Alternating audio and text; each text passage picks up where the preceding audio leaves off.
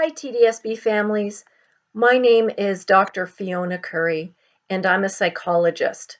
I work with many children who have special needs, and I also have a special needs child of my own who has autism spectrum disorder and an intellectual disability.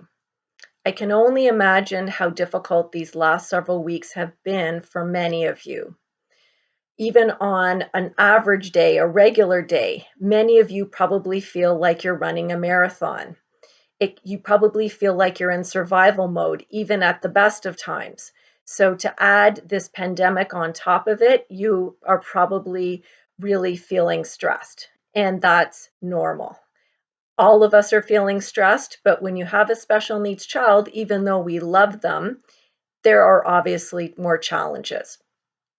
So what I would like to do is to share with you a few tips that I've learned along the way from other parents and other professionals and other children with special needs, and things that I've learned on my own, just at home. I don't want to add to your workload. I don't want to give you a to-do list of things that you need to try, because some of these things might work for you and some of them may not. But if you could try even just one thing, it might have a huge payoff for you down the road in the future. So I would like to give you some tools that you can use for your toolkit so that when you're in a stressful situation, you have some options. So where to begin? What I'd like to do before talking about any other tips later on, like using a first then board, a token board, things like that. Where do you begin? Well, what we do is we figure out what is going to motivate your child best. What do they absolutely love to do? You're the expert here. You know your child better than anyone. And over the years, you've probably noticed that there are things that they absolutely love to do, things that they would crawl over furniture to get or stop what they're doing. And it can be anything. It can be a toy, an activity, a food. You can really get creative and start to make a list. And we know every child changes over time, so there may be things that have worked in the past and things that your child may not be interested in now. So we're just focusing on what they currently would find motivating. I'm going to link to something called a preference assessment questionnaire, which basically guides you through your thinking process when you're trying to come up with all of these different items or activities that your child might like.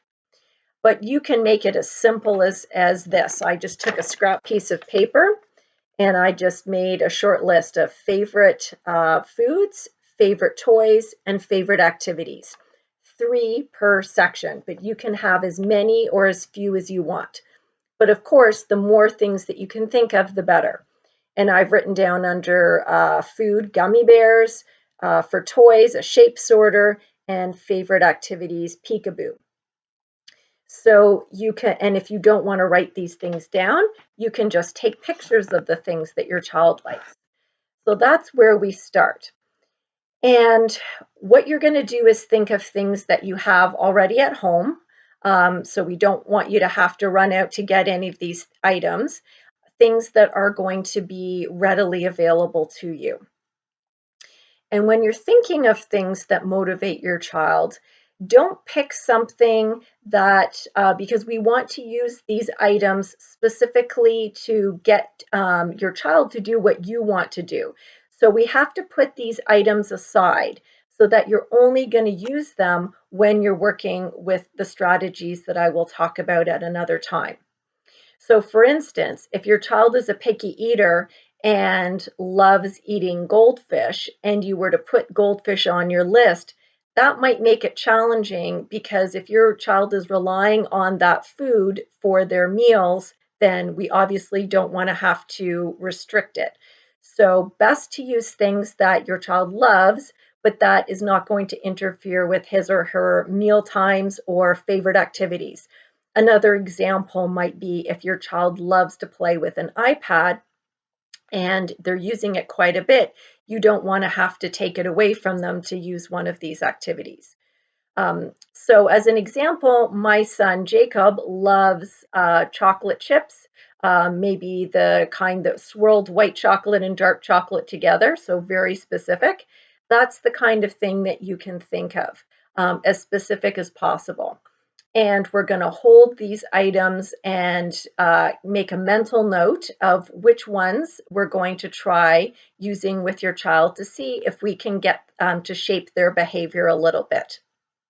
So your homework is to come up with 5 or 6 toys, foods, activities that your child absolutely loves, and then we'll take it from there.